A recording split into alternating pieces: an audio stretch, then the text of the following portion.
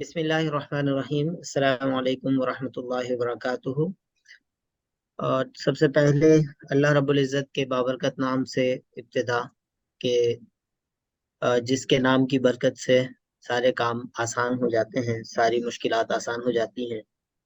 اور اس کے بعد جو آج کا ہمارا عنوان ہے، planning and management from the Islamic perspective.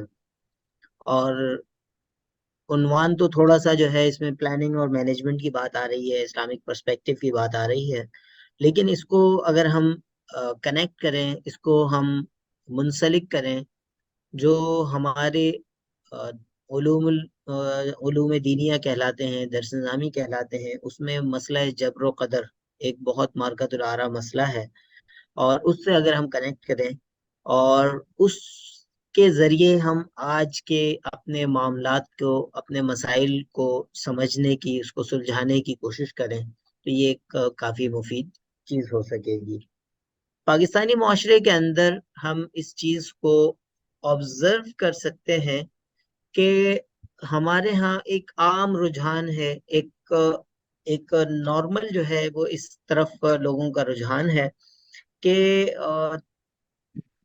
جب یعنی ہمارے کرنے سے کچھ نہیں ہو پائے گا اور ساری چیزیں جو ہے وہ ہم اللہ رب العزت پہ چھوڑ دیتے ہیں، اور بہت اچھی بات ہے، قرآن مجید کی بہت ساری آیات اس طرف بھی جو ہے وہ دلالت کرتی ہیں، لیکن ساتھ ساتھ قرآن مجید کی کچھ آیات ہیں، احادیث مبارکہ ہیں جو اس طرف بھی اشارہ کرتی ہیں کہ انسان جو ہے وہ اس کے کرنے سے بھی بہت کچھ ہو سکتا ہے۔ وَأَن لَيْسَ لِلْإِنسَانِ إِلَّا مَا سَعَىٰ سورہ نجم کے اندر ہے، اور اس کے علاوہ دیگر بہت ساری جو ہے وہ آیات اور احادیث ہیں، دونوں طرف کے جو دلائل ہیں، اور پھر اس میں جو اعتدال کی راہ ہے۔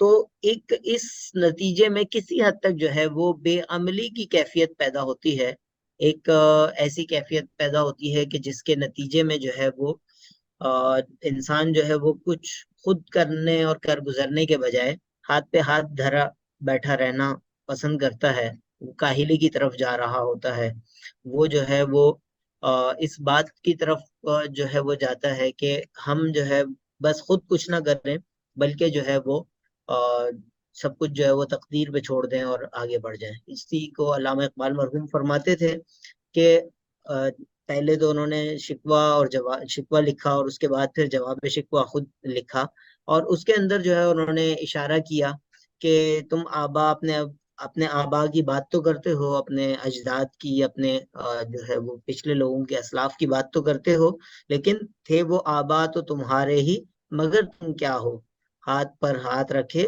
منتظر فردا ہو۔ تو یہ سچویشن جب ہو کہ جب ہم ہاتھ پر ہاتھ رکھے جو ہے وہ کاہلی کی صورت میں، بے عملی کی صورت میں جو ہے وہ بس غیبی امداد کی جو ہے انتظار میں ہوں، تو ایسے اس میں صحیح پرسپیکٹو کیا ہے؟ چاہے اس کی دوسری انتہا ہے جو ویسٹ میں، جو یورپ میں اور جو جاپان وغیرہ میں ہے، کہ وہ اپنے آپ کو قادر مطلق سمجھ رہے ہوتے ہیں، ہر چیز جو ہے وہ اپنے آپ کو سمجھ رہے ہوتے ہیں، اور جب وہ پوری ایفرٹس کرنے کے بعد وہ دیکھتے ہیں کہ ہماری پوری ایفرٹس کے بعد یہ کام نہیں ہو پایا، تو وہ پھر دوسری انتہا پہ چلے جاتے ہیں، خودکشی کر لیتے ہیں، اور اس طرح کے ریٹس بھی بہت زیادہ وہاں پر پائے جاتے ہیں۔ تو آج کا جو ہمارا ٹاپک ہے، اس پہ ہمارے ماشاءاللہ محترم مربی تربیت کار، ہمارے ٹرینر جو ہے وہ محترم مولانا محمد مکی صاحب، وہ تشریف فرما ہے۔ سب سے پہلے میں ان کو خوش آمدید کہتا ہوں، اور السلام علیکم مکی بھائی، کیا حال ہے؟ خیریت وعلیکم سے؟ السلام ورحمۃ اللہ وبرکاتہ۔ سب سے پہلے تو بخشا اللہ تعالیٰ آپ کو جزائے خیر عطا فرمائے، آپ نے آمین۔ یہ موقع دیا بات کرنے کا اور اپنی بات رکھنے کا، اور جو ہمارے سننے والے ہیں اللہ تعالیٰ ان کو بھی جزائے خیر عطا فرمائے۔ یقیناً جو صحیح بات ہے وہ اللہ کی طرف سے ہے، اور صحیح۔ اگر کوئی بات ایسی منہ سے نکل جاتی ہے تو اس پہ اللہ تعالیٰ سے میں پہلے سے ہی معافی کا اعلان کرتا ہوں، اور یقیناً انسان ہے، اونچ نیچ انسان سے ہو جاتی ہے گفتگو میں، تو یقیناً وہ کوتاہی میری طرف سے ہوگی۔ باقی جو آج کا ہمارا موضوع ہے، آپ نے ماشاءاللہ اس کی جو تمہید ہے بہت ہی شائستہ اور نفیس انداز میں اس کی تمہید باندھی ہے۔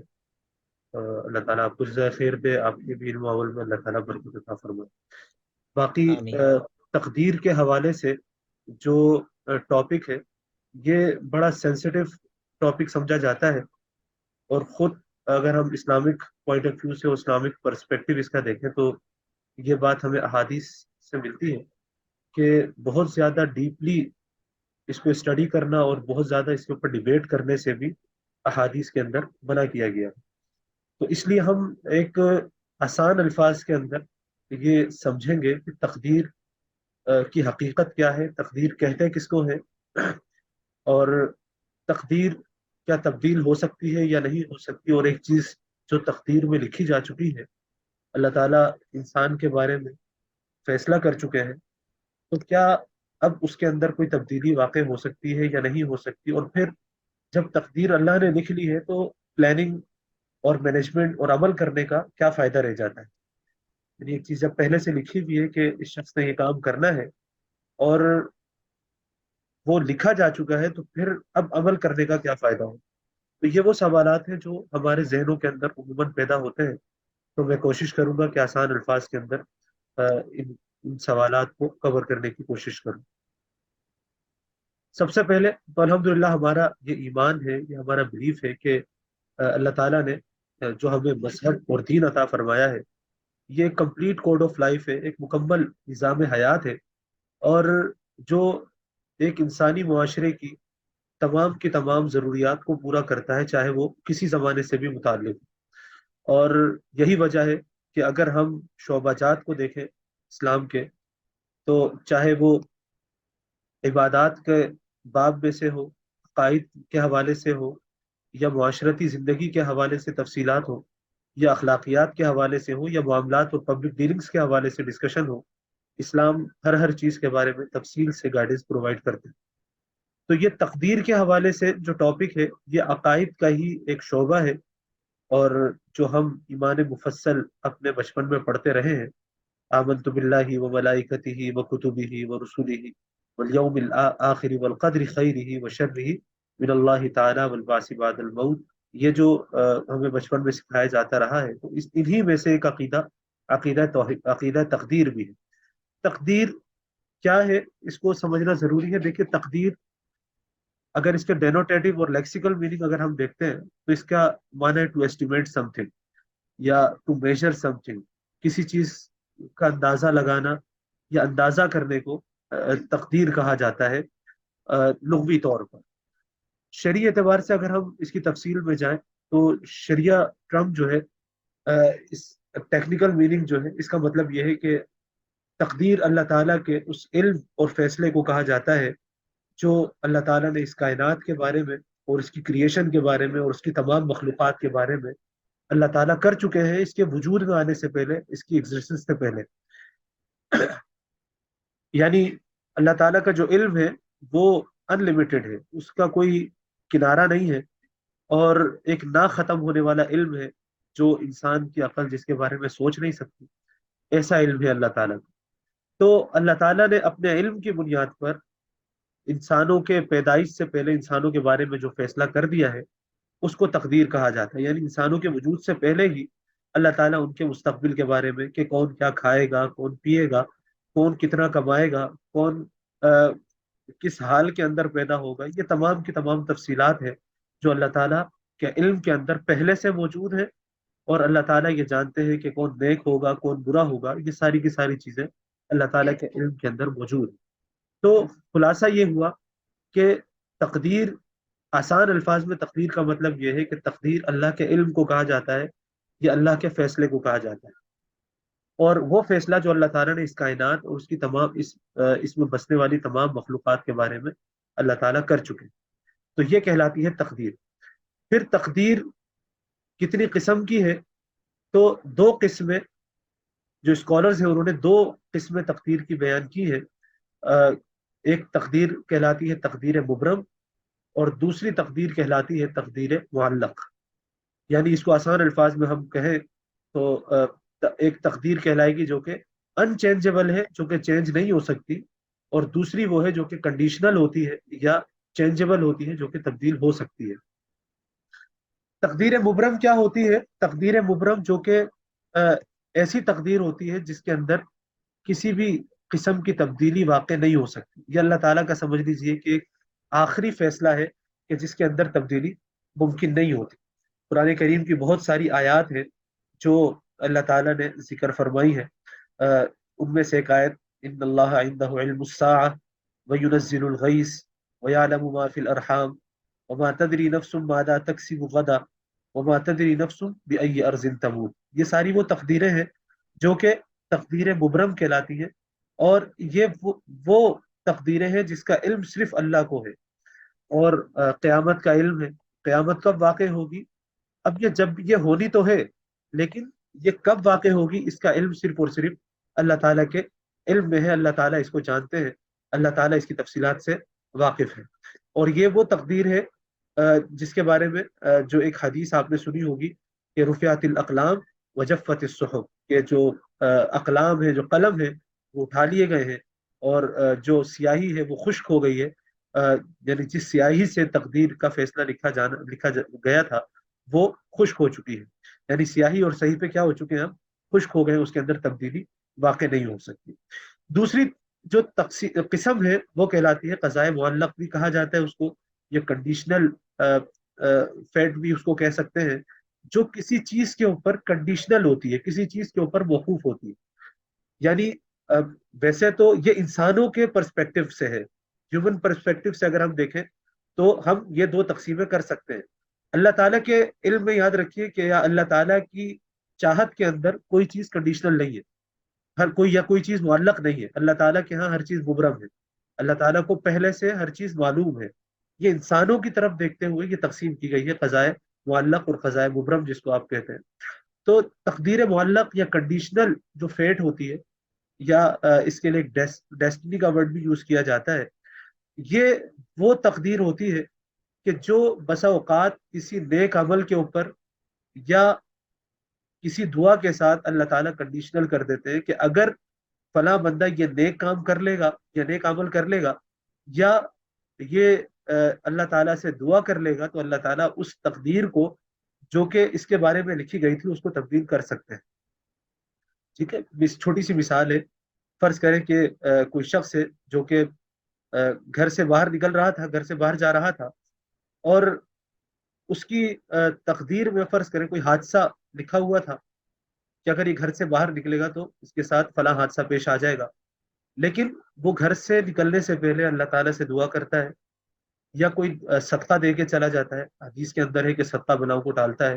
اسی طریقے سے دعا کے حوالے سے آتا ہے کہ جو تقدیر ہے وہ تبدیل ہو جاتی ہے، نہیں ہو سکتی سوائے دعا کے. یہ بھی حدیث کے الفاظ ہیں. تو فرض کریں وہ کوئی دعائیں پڑھ کے نکلتا ہے یا کوئی نیک کام کر کے نکلتا ہے، جس کی وجہ سے اللہ تعالیٰ وہ ایک حادثہ جو اس کے ساتھ پیش آنا تھا، یا وہ ایک برائی جو اس کے اوپر پیش آنے والی تھی، اللہ تعالیٰ سے امید ہے کہ اس نیک عمل کی وجہ سے، اس دعا کی وجہ سے اللہ تعالیٰ اس کو ٹال دیتے ہیں. ہم دیکھتے ہیں بسا اوقات انسان کے ساتھ بہت خوفناک حادثہ پیش آتا ہے، جس سے جب انسان بعد میں کوئی، جیسے آج کل بھی ایسے ایکسیڈنٹ ہمارے سامنے آتے ہیں کہ جس میں بسا اوقات گاڑی اوپر سے چڑھ کے چلی جاتی ہے. ابھی حال ہی میں ہمارے ایک دوست تھے، ان کے ساتھ یہ حادثہ پیش آیا. تو گاڑی ان کے اوپر سے، ان کی بچی کے اوپر سے چڑھ کے چلی گئی، لیکن الحمدللہ ان کو ڈیمیج تو ہوا ہے، زخمی تو ہوئی، لیکن اللہ نے ان کی زندگی بچا دی. چھوٹی سی بچی، اس کے اوپر سے پوری گاڑی چڑھ کے گئی، لیکن الحمدللہ وہ حیات ہے. اللہ تعالیٰ ان کو لمبی زندگی دے. تو بسا اوقات ایک انسان کے ساتھ خوفناک حادثہ بھی پیش آتا ہے، لیکن کسی نیک عمل کی وجہ سے، دعا کی وجہ سے اللہ تعالیٰ اس کے حق میں اس کو نقصان دہ نہیں کرتے، اس سے اس تقدیر کو ہٹا لیتے. تو یہ کہلاتی ہے تقدیر معلق. تو یہ دو طرح کی تقدیریں ہیں، ایک تقدیر مبرم کہلاتی ہے، دوسری تقدیر معلق کہلاتی ہے. مبرم وہ تقدیر جو کہ ان چینجبل ہے، جس کے اندر چینجز نہیں ہو سکتی، کوئی تبدیلی واقع نہیں ہو سکتی. ایک انسان ہے وہ دعا کرتا رہے کہ یا اللہ مجھے موت نہ آئے، تو یہ دعا ایسی ہے کہ جو کہ قابل قبول نہیں ہے. یعنی یہ تو ہونا ہی ہے نا، ہر انسان نے مرنا ہے، ہر چیز پہ موت واقع ہونی ہے. آپ یہ کہیں کہ دعا کس سے میری موت ٹل جائے، ہو سکتا ہے کہ تھوڑی اس میں تاخیر ہو جائے، لیکن بہرحال بالآخر موت انسان کے اوپر آئے گی اور موت واقع ہوگی. یہ نہیں ہو سکتا کہ ایک بندہ دعا کرے یا نیک اعمال کرتا رہے، جس کے نتیجے میں اس کی جو موت ہے وہی اس سے اٹھا لی جائے یا موت اس کو واقع نہ ہو. تو یہ دو اقسام ہیں تقدیر کی، ایک تقدیر مبرم کہلاتی ہے اور دوسری تقدیر معلق کہلاتی ہے. پھر ایک سوال یہ جو ہمارے عنوان کے اندر بھی موجود تھا کہ جب تقدیریں لکھی جا چکی ہیں، یہ اور یہ عموماً انسان کو یہ سوال ذہن میں پیدا ہوتا ہے کہ جب تقدیر لکھی جا چکی ہے، تقدیر کا فیصلہ ہو چکا ہے ایک انسان کے بارے میں، اللہ تعالیٰ ایک چیز لکھ چکے ہیں، تو پھر عمل کا کیا فائدہ رہ جاتا ہے، عمل کرنا کا کیا فائدہ ہے؟ تو دیکھیے اس کے بہت سارے جوابات دیے گئے ہیں، اور اگر ہم اسکالرس کے جوابات اس کے بارے میں پڑھیں تو بہت گہرائی سے اور تفصیلی جوابات انہوں نے دیے، لیکن اس کے آسان سے جواب سمجھ لیجئے۔ دو جواب آپ کے سامنے رکھوں گا۔ ایک جواب تو اس کا یہ ہے کہ دیکھیے تقدیر کے بارے میں اللہ تعالیٰ نے ہمیں یہ تو پتا ہے کہ ہر تقدیر چاہے وہ اچھی ہو یا بری، اس کا کریٹر اللہ تعالیٰ ہے، یعنی تقدیر کا جو علم ہے چاہے وہ تقدیر اچھی ہو یا بری ہو، the creator is the all mighty اللہ، اس کو پیدا کرنے والا، اس تقدیر کا بنانے والا تو اللہ تعالیٰ ہے، اور اللہ تعالیٰ نے ہی اس تقدیر کو لکھا ہے، اللہ تعالیٰ ہی اس تقدیر کے بارے میں جانتے ہیں۔ تو سوال جب یہ پیدا ہوا کہ جب تقدیر لکھی جا چکی ہے، عمل کرنے کا کیا فائدہ، تو پہلا جواب اس کا یہ ہے کہ بے شک تقدیر لکھی جا چکی ہے، اور تقدیر کا علم اللہ تعالیٰ کے پاس موجود ہے، لیکن سوال یہ بھی ہوتا ہے کہ کیا ہمیں اس تقدیر کے بارے میں جو اللہ تعالیٰ لکھ چکے ہیں پتہ ہے؟ کیا وہ علم ہمارے پاس موجود ہے کہ اللہ تعالیٰ نے ہمارے بارے میں کیا لکھا ہے، یا اللہ تعالیٰ نے ہمارے بارے میں کیا فیصلہ لکھا ہے؟ تو جب ہمیں اس کا علم نہیں ہے تو سوال یہ ہے کہ پھر عمل کیوں چھوڑا جائے؟ یہ تو ایک کاؤنٹر کوشچن ہے کہ جب ہمیں علم نہیں ہے تو ہم یہ سوال کرنے کا بھی حق نہیں رکھتے کہ عمل کرنے کا کیا فائدہ۔ یہ سوال تو ہم اس وقت کرتے کہ جب ہمیں اس بارے میں علم ہوتا کہ ہماری تقدیر میں اللہ تعالیٰ نے کیا لکھا ہے، یا کوئی شخص یہ کہے کہ اگر میری تقدیر کسی کو علم ہو جاتا کہ میری تقدیر تو بری ہے، تو وہ یہ کہہ سکتا تھا کہ جب اللہ نے لکھا ہی برا ہے تو میں عمل کیوں کروں؟ تو جب ہمیں تقدیر کا علم ہی نہیں ہے، اللہ تعالیٰ نے ہمارے بارے میں کیا فیصلہ کیا ہے، تو ہم سیدھا راستہ کیوں چھوڑیں؟ کیونکہ آپ دیکھیں نا، قرآن کریم نے اور حدیث نے ہمیں دو راستے بتا دیے، ہمیں ایک سیدھا راستہ بتایا اور دوسرا بتا دیا یہ شیطان کا راستہ ہے، یہ اللہ کا راستہ ہے، یہ شیطان کا راستہ ہے۔ تو قرآن اور احادیث ہمیں تفصیل سے اس بارے میں آگاہ کر چکے ہیں کہ سیدھا راستہ کون سا ہے اور برائی کا راستہ کون سا ہے۔ اور اللہ تعالیٰ نے دیکھی تقدیر لکھ کر انسان کو فورسفل نہیں کیا، مجبور نہیں کیا، انسان مجبور نہیں پیدا کیا گیا، بلکہ اللہ تعالیٰ نے انسان کو آپشنز کے ساتھ پیدا کیا ہے، اختیار کے ساتھ پیدا کیا ہے کہ چاہے تو وہ اچھائی کو بھی اختیار کر سکتا ہے اور چاہے تو برائی کو بھی اختیار کر سکتا ہے۔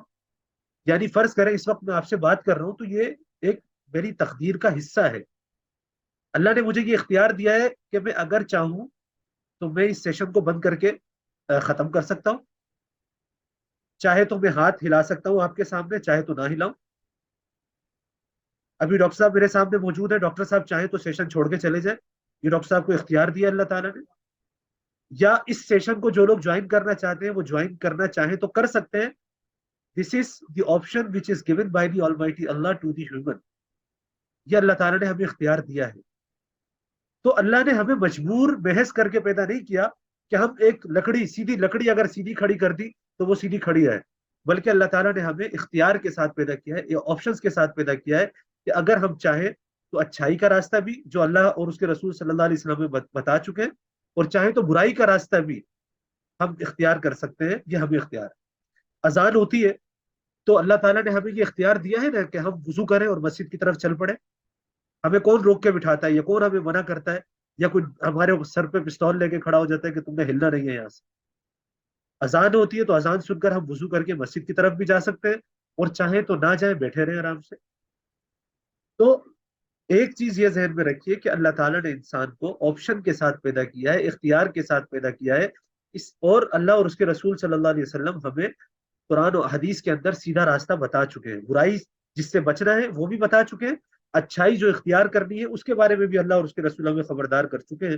تو ہمیں اول تو یہ سوال کرنے کا حق نہیں ہے، ٹھیک، کیونکہ جب اچھائی اور برائی کرنے پر ہم قدرت رکھتے ہیں، ہم طاقت رکھتے ہیں، ہمارے پاس آپشن موجود ہے، تو ہم کیوں نہ اچھائی کو اختیار کریں اور برائی سے اپنے آپ کو بچائیں۔ دوسری بات جو اسی سے ریلیونٹ ہے وہ حضرت علی رضی اللہ تعالیٰ عنہ کی ایک حدیث ہے کہ حضرت علی رضی اللہ تعالیٰ عنہ فرماتے ہیں کہ آپ صلی اللہ علیہ وسلم کی ایک حدیث انہوں نے نقل فرمائی کہ اللہ تعالیٰ آپ صلی اللہ علیہ وسلم نے فرمایا، خلاصہ اور حاصل بتا رہا ہوں آپ کو، کہ انسان کی جو تقدیر ہے وہ اس کے اوپر غالب آ کر رہتی ہے، یعنی جو بھی انسان کی تقدیر میں لکھا ہوگا وہ اس کے اوپر غالب آ کر رہے۔ تو صحابہ اکرام رضوان اللہ علیہ اجمعین انہوں نے یہ سوال پوچھا آپ صلی اللہ علیہ وسلم سے کہ یا رسول اللہ، جب تقدیر غالب آ کر رہتی ہے تو پھر عمل کرنے کی کیا ضرورت ہے؟ ہم عمل کیوں کرتے ہیں؟ تقدیر پہ بھروسہ کر لیں، صرف تقدیر کے اوپر بھروسہ کر کے ٹرسٹ کر کے بیٹھ جائیں آرام سے۔ تو آپ صلی اللہ علیہ وسلم نے کیا جواب دیا؟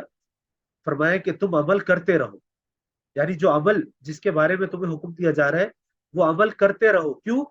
کیونکہ اللہ تعالیٰ نے ہر ایک کے لیے وہ راستہ آسان کر دیا ہے جس کے اوپر وہ عمل کرتا ہے، یا جس کے لیے وہ پیدا کیا گیا۔ یعنی جو راستہ اللہ تعالیٰ نے انسان کے لیے لکھا ہے وہ راستہ اس کے لیے آسان کر دیا جاتا ہے۔ اگر ایک انسان نیکی کا راستہ اختیار کرتا ہے، اس کے اوپر پریکٹس کرتا ہے، تو اللہ تعالیٰ سے امید ہے کہ اللہ تعالیٰ نیکی کا راستہ اس کے لیے آسان کر دیں گے، سیدھا راستہ چلنا اس کے لیے آسان کر دیں گے، جس کو آپ کہتے ہیں کہ ایمانی لذت اللہ تعالیٰ اس کو عطا فرما دیں گے۔ ایمانی لذت کے بارے میں بھی، ایمانی لذت کیا ہوتی ہے؟ دیکھیں جس طرح گناہ کی لذت ہوتی ہے نا، ایک انسان کی نیچر ہے کہ وہ اگر گناہ کرتا ہے تو اس کو لذت محسوس ہوتی ہے، دل سے روحانی طور پر انسان ایک لذت اور ایک مزے کو محسوس کرتا ہے۔ کوئی فلم دیکھ رہا ہے اگر، تو فلم کے اندر ایک بائی نیچر ایک لذت انسان کے اندر رکھی ہے، جو زبان سے تو نہیں چکھ رہا ہوتا، آنکھوں سے دیکھ رہا ہوتا ہے، دماغ میں اتر رہی ہوتی ہے، دل سے اس کو محسوس کر رہا ہوتا ہے، اور پھر ایک لذت محسوس کرتا ہے، تو وہ کہلاتا ہے۔ وہ بھی ایک حلاوت ہوتی ہے، لیکن وہ گناہ کی حلاوت ہوتی ہے، گناہ کی لذت ہوتی ہے۔ لیکن ایک ایمان کی لذت ہے، جس کو اللہ تعالیٰ ایمان کی لذت عطا فرماتے ہیں، تو پھر وہ شخص جس کو گناہ کرنے کے اندر مزہ آ رہا ہوتا ہے، وہ ایمان کی لذت کی وجہ سے وہ عبادت کا مزہ اللہ تعالیٰ اس کو دینا شروع کر دیتا ہے۔ پھر جب وہ نماز پڑھتا ہے تو نماز کے اندر بھی اس کو مزہ آتا ہے۔ پھر جب وہ قرآن کریم کی تلاوت کرتا ہے تو قرآن کریم کی تلاوت کرنے میں بھی اس کو مزہ آتا ہے۔ تو جس طرح گناہ کی لذت ہوتی ہے، اسی طریقے سے اللہ تعالیٰ ایمان کی لذت بھی اس کو عطا فرما دیتا ہے۔ سمجھ آ رہی ہے؟ تو یہ اللہ تعالیٰ کی طرف سے عطا ہوتی ہے۔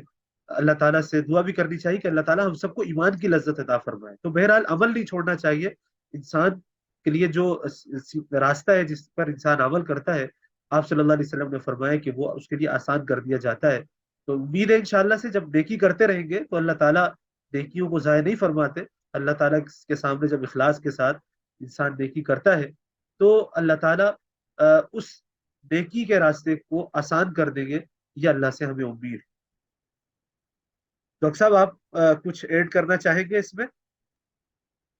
جزاک اللہ خیر، بہت زبردست ماشاءاللہ مولانا مکی صاحب ہمیں بتا رہے تھے کہ تقدیر کیا ہے، اور اس کو جو آج کے دور میں مینجمنٹ سائنس جسے ہم کہہ سکتے ہیں، اس سے کس طرح کنیکٹ کیا جا سکتا ہے کہ صرف ہم ہر چیز تقدیر پہ چھوڑ کے نہیں، بلکہ اپنی حد تک جو کوشش کر سکتے ہیں وہ کریں، اور اس کے بعد جو ہے پھر باقی اللہ تعالیٰ پر چھوڑ دیں۔ بالکل تو اس بالکل۔ سلسلے میں شرکا کی طرف سے کوئی سوال ہو، کوئی بات ہو اچھا، تو کی جا سکتی ہے؟ ایک سوال اور ڈاکٹر صاحب پوچھا جاتا ہے، جو میں جی سمجھتا ہوں کہ یہاں پہ ڈسکس کرنا ضروری ہے۔ وہ سوال یہ ہوتا ہے کہ کیا کوئی تدبیر اختیار کی جا سکتی ہے تقدیر کے مقابلے میں؟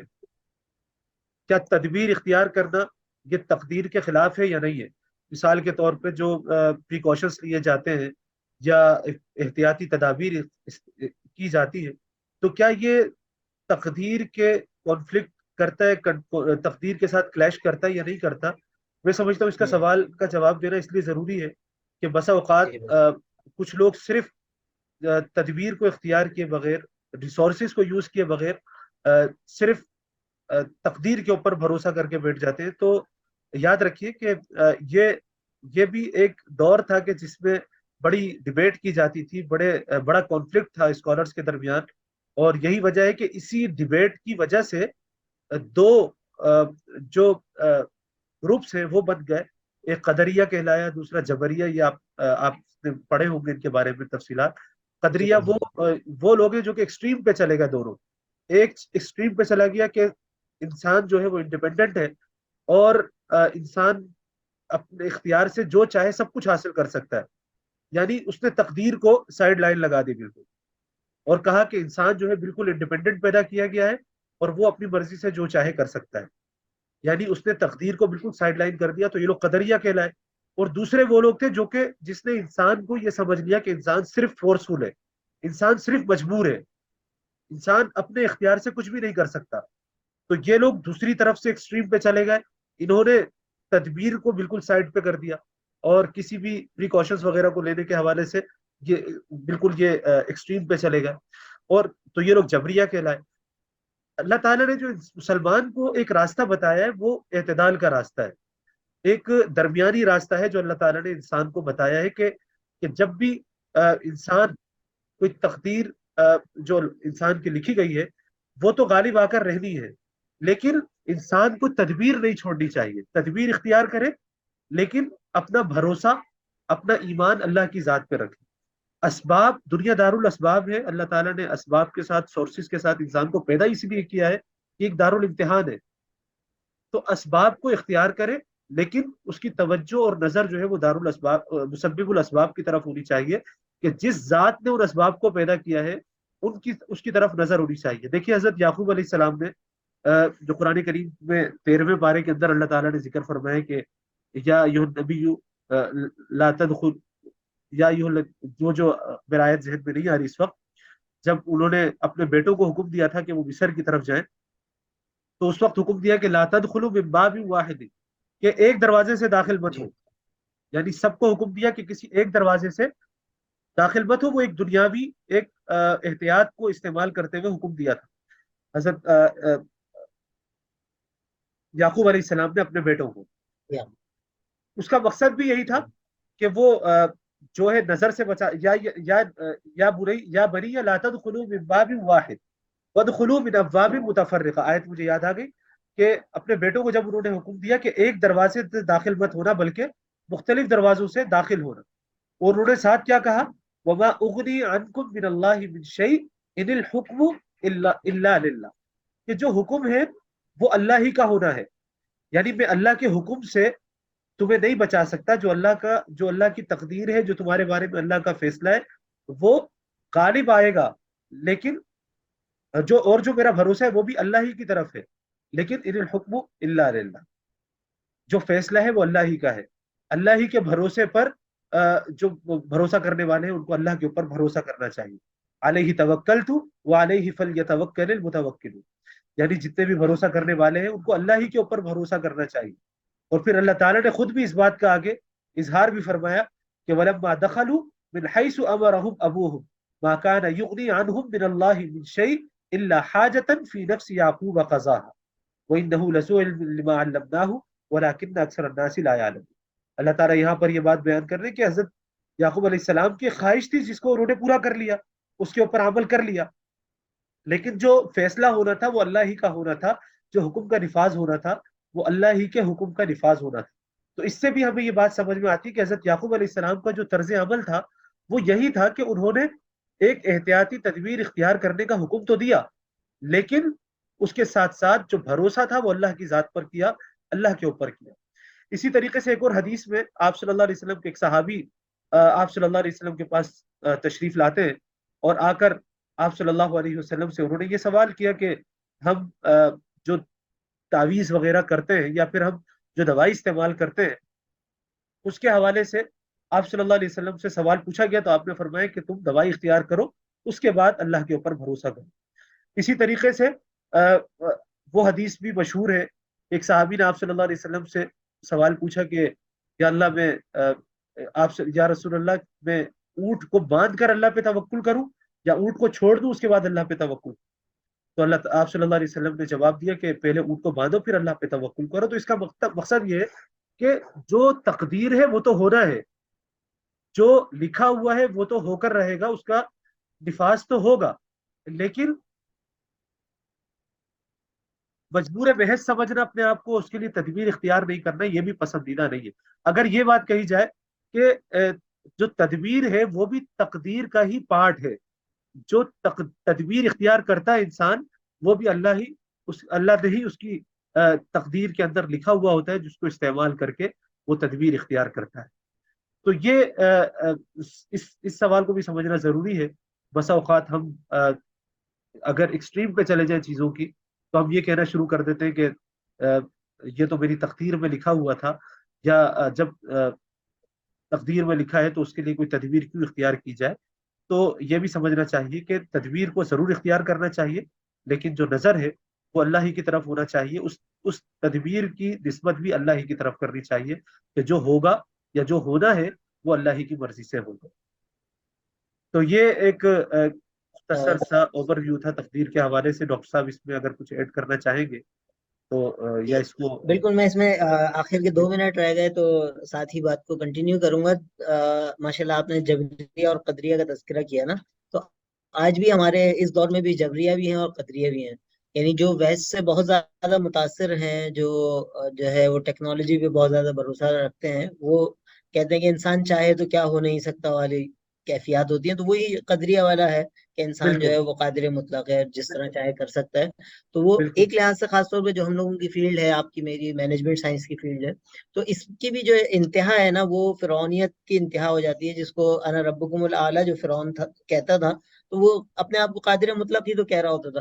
لیکن اس کی جو دوسری انتہا ہے جبریہ والی، مجبور محض سمجھنے والی، وہ ہماری اس کی جیتی جاگتی مثال ہماری قوم ہے، کہ جو ہر چیز جو ہے وہ جی جی تقدیر پر بالکل ڈاکٹر صاحب ڈال صحیح کر جو کہہ ہے رہے ہیں، خود بالکل ہاتھ پہ ایسا ہی ہاتھ ہے. بالکل دھرے ایسا ہی رکھتے ہے. ہیں، دونوں چاہتے ہیں دونوں تو دونوں اطراف ہمارے پاس موجود ہیں. خیال سے رمیسا سے موجود ہے. سوال پوچھنا چاہ رہی ہے.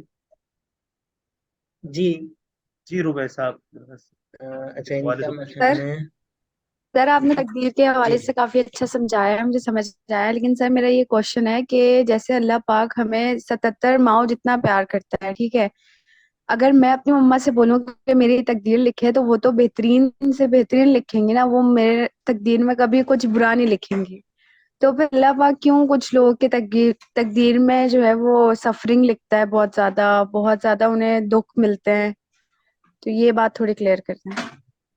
چلے ماشاء اللہ بڑا اچھا سوال آپ نے پوچھا ہے. دیکھیے اچھا ایک منٹ مکی بھائی، مکی بھائی ایک منٹ. جی یہ میرے خیال میں لیس دین 1 منٹ رہ گیا ہے، تو اگر یہ بند ہو جائے بیچ میں تو ہم ری جوائن کر لیں گے اسی لنک کے ساتھ. صحیح، within G one G minute اب جو میں ہے وہ، کوشش بلکہ کروں ایک گا کہ دفعہ ڈاکٹر ری صاحب جوائن. 1 منٹ میں ہی اس کو کور کر اوکے لیا جائے. اوکے. دیکھیے سب سے پہلے تو یہ سمجھ لیجیے کہ 70 ماؤں سے زیادہ محبت کرنے والی جو ایک مثال دی جاتی ہے وہ کثرت کو بتانے کے لیے ہوتی ہے کہ اللہ تعالیٰ اپنے بندے سے بہت زیادہ محبت کرتے ہیں. لیکن دیکھیں کچھ پرائم اصول اور پرائم رولز ہیں اللہ تعالیٰ نے سیٹ کیے ہوئے ہیں. اگر کوئی آپ مثال کے طور پر ہم اپنی مثال لیں، اگر ہم اپنی ماں کے حوالے سے یا اپنے باپ کو اس کا کہنا نہیں مانتے، تو اللہ تعالیٰ نے جو اللہ تعالیٰ نے اصول مقرر کیے ہیں ان میں سے ایک یہ ہے کہ اگر کوئی شخص مسلمان ہے اور اللہ تعالیٰ کی فرما برداری کرتا ہے، اس کے لیے انعامات کا وعدہ ہے، جنت کا وعدہ ہے، اور جنت کے اندر نعمتوں کا وعدہ ہے. ایک دوسرا شخص وہ ہوتا ہے جو کہ مسلمان تو ہے لیکن اعمال اچھے نہیں ہیں، یعنی نافرمانی کرتا ہے، نمازیں نہیں ادا کرتا، روزے نہیں رکھتا، یا لوگوں کے ساتھ لوگوں کے حقوق ادا نہیں کرتا، معاملات کا صحیح نہیں ہے، یعنی نافرمانی کرتا ہے اللہ کی. اور تیسرا بندہ وہ ہے جو اللہ کو مانتا ہی نہیں ہے، اللہ کو فالو ہی نہیں کرتا ہے، مسلمان ہی نہیں. دیکھیں اسی کی تقسیم، اسی کی ڈسٹریبیوشن ہم اپنے والدین کے اوپر رکھ کے دیکھیں کہ ایک اولاد اپنے والدین کی بہت زیادہ فرما بردار ہے، اس کے ساتھ والدین کا رویہ کیسا ہوگا. دوسری اولاد وہ ہے جو والدین کی یعنی ایسی والدین کی کبھی کبھی نافرمانی کرتی ہے، والدین کی بات نہیں مانتی، اور والدین سے کچھ ایسی بات بھی ہو جاتی ہے جو والدین کو پسند نہیں آتی. اور تیسرا شخص ایک وہ ہو سکتا ہے جو اللہ نہ کرے اتنا نافرمان ہے کہ والدین سے لڑتا ہے، والدین کو مارتا بھی ہے، اور اللہ نہ کرے ان کے ساتھ ان کے اوپر الزام تراشی کر دیتا ہے، یعنی حد سے زیادہ نافرمانی. تو مجھے بتائیے کہ ان تینوں اولادوں سے والدین کا رویہ کیسا ہوگا.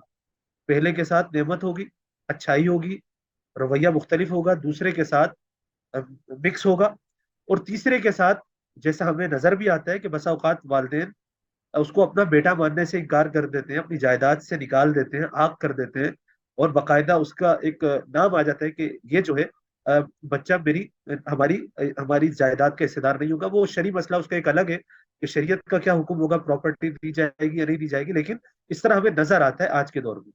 اسی طریقے سے دیکھیے اللہ تعالیٰ کے جو بندے ہیں نا, اللہ تعالیٰ اپنے بندوں کے ساتھ جو نافرمان ہیں, جنہوں نے اللہ کا انکار کر دیا, اللہ کے ساتھ شرک کیا, اللہ کے ساتھ کفر کا معاملہ کیا, تو ان کو تو اللہ تعالیٰ معاف نہیں کریں گے. کیوں؟ کیونکہ انہوں نے اللہ کو ہی نہیں مانا.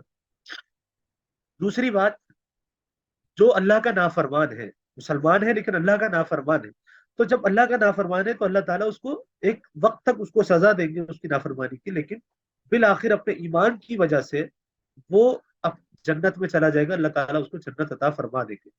جس طرح نافرمان بچہ ہوتا ہے, والدین تھوڑا تھپڑ لگا دیے, 3-4 تھپڑ لگائے, اس کے بعد بات ختم ہو جاتی ہے, والدین داسی ہو جاتے ہیں, پھر اس ایک والدین کے ساتھ رہتا ہے. اور تیسرا وہ اللہ کا نیک بندہ ہے جو اللہ کا فرما بردار بھی رہا, اللہ تعالیٰ کے ساتھ اچھے اعمال, اللہ تعالیٰ کے جو مقرر کردہ اعمال تھے وہ انجام بھی دیتا رہا, اور تو یقیناً اللہ تعالیٰ اس کو جنت میں بھی داخلہ فرمائیں گے انشاءاللہ اپنے فضل سے, ان اعمال کی بنیاد پر, اور اللہ تعالیٰ کی نعمتیں بھی اس کو حاصل ہوگی, جس طرح ایک فرما بردار اولاد کو دنیا کے اندر والدین سے محبت بھی کرتے ہیں, اس کو عطا بھی فرماتے ہیں. تو اس نسبت سے اگر ہم دیکھیں تو اللہ تعالیٰ کا فضل اپنے بندوں پر بہت زیادہ ہے. وہ ایک مہربانی, اور انسان کی نیچر کو دیکھتے ہوئے وہ مثال دی جاتی ہے کہ اللہ تعالیٰ 70 ماؤں سے زیادہ محبت کرنے والا ہے, ورنہ اللہ تعالیٰ اس سے بھی زیادہ محبت کرتا ہے اپنے زیادہ سے. 70 کیا, 70 سے بھی زائد. ہم اپنے آپ کو اگر دیکھیں تو ہم خود اپنے بارے میں یہ فیصلہ کر لیں کہ اللہ تعالیٰ کو ہماری بخشش کرنی چاہیے یا نہیں کرنی چاہیے. ہم خود اس بارے میں فیصلہ کریں, ٹھیک ہے. یعنی ہم جیسا بھی اپنے والدین کے ساتھ کریں, ہمیں یہ امید ہوتی ہے کہ بہرحال ہمارے والدین ہیں تو ہمارے اوپر رحم و کرم کریں گے, ہمارے ساتھ اچھا ہی کریں گے. اسی طرح اللہ سے بھی ہمیں ایک امید رکھنی چاہیے کہ ہم جیسے بھی ہیں گناہ گار ہیں, لیکن اللہ تعالیٰ اپنے بندوں سے حد سے زیادہ محبت کرنے والا. جی رمیسا, کچھ کلیئر ہوا؟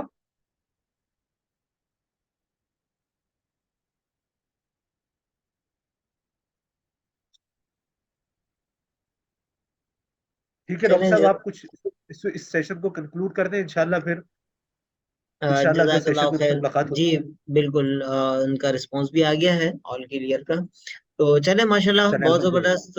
مولانا محمد مکی بھائی, امید ہے آپ نے جو ہے جو باتیں ہمیں بتائی, ہمارے پارٹیسپینٹ جو لائیو موجود تھے اور ان کے علاوہ جو فیوچر میں یوٹیوب چینل کے تھرو اس کو دیکھیں گے, انشاءاللہ اس سے استفادہ کریں گے.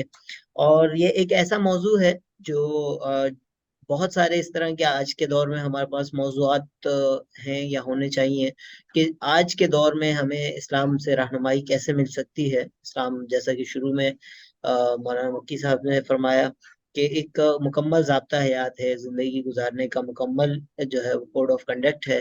تو اس میں ہر زاویے سے جو ہے وہ ہمارے لیے رہنمائی ہے.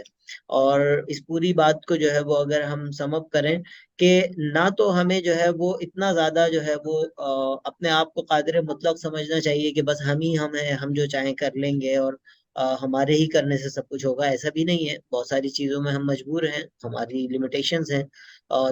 تو اس کا فائدہ یہ ہوگا کہ بہت سارے جو ویسٹرن, بہت ڈیولپڈ کنٹریز میں بہت زیادہ جو خودکشیوں کا ریشو ہے کہ وہ اپنے آپ کو جو ہے وہ ہر چیز کا مالک سمجھتے ہیں کہ سب کچھ ہم کر سکتے ہیں, اور اس کے بعد جب وہ نیچرل باؤنڈریز میں جاتے ہیں ان کو پتہ چلتا ہے کہ نہیں, بہت کچھ وہ نہیں کر سکتے, تو ان کو سمجھ نہیں آتا اور وہ اپنی زندگی کا اختتام کر لیتے ہیں. تو اس لمٹ تک بھی جانے سے بچ جائیں گے. لیکن اس کے برعکس دوسری انتہا پہ جو اب من حیث القوم جو ہم اس وقت بے عملی میں مبتلا ہیں, ہم کوئی کام کرنے سے پہلے جو ہے وہ ایکسکیوزز تلاش کرنا شروع کر دیتے ہیں, اپنی پوری ایفرٹس لگائے بغیر جو ہے وہ تقدیر پہ ڈال دیتے ہیں کہ تقدیر میں یہی لکھا ہوا تھا. اور ہو سکتا ہے کہ جیسے مولانا مکی صاحب نے فرمایا کہ تقدیر مبرم بھی ہے, کہ جس میں ہو سکتا ہے یہ لکھا ہوا ہو کہ ہم یہ ایفرٹ کریں گے تو اس کے نتیجے میں یہ چیزیں ملیں گی, جیسا کہ بہت ساری قرآن کی آیات بھی ہیں. سورہ نجم میں ہے وَأَلَّيْسَ لِلْإِنسَانِ إِلَّا مَا سَعَىٰ, کہ انسان کو وہی ملتا ہے جس کی وہ کوشش کرتا ہے. تو اور اس طرح کی بہت ساری چیزیں. تو امید ہے آج کے سیشن سے جو ہے وہ لائیو بھی استفادہ کیا گیا ہوگا, اور فیوچر میں بھی یوٹیوب چینل کے تھرو جو ہے یہ سیشن ایک علم کی روشنی اور اس کے بعد عمل کی روشنی جو ہے وہ بکھیرتا رہے گا. اللہ تعالی ہم سب سے وہ کام لے ضرور جس ضرور سے انشاءاللہ, وہ اللہ ہمیں, تعالیٰ ہم سب کے لیے اس کو نافع بنائے. آمین, جزاک اللہ خیر. دین و دنیا السلام دونوں علیکم. بہترین عطا فرمائے. آمین. وعلیکم آمین. السلام ورحمۃ اللہ وبرکاتہ.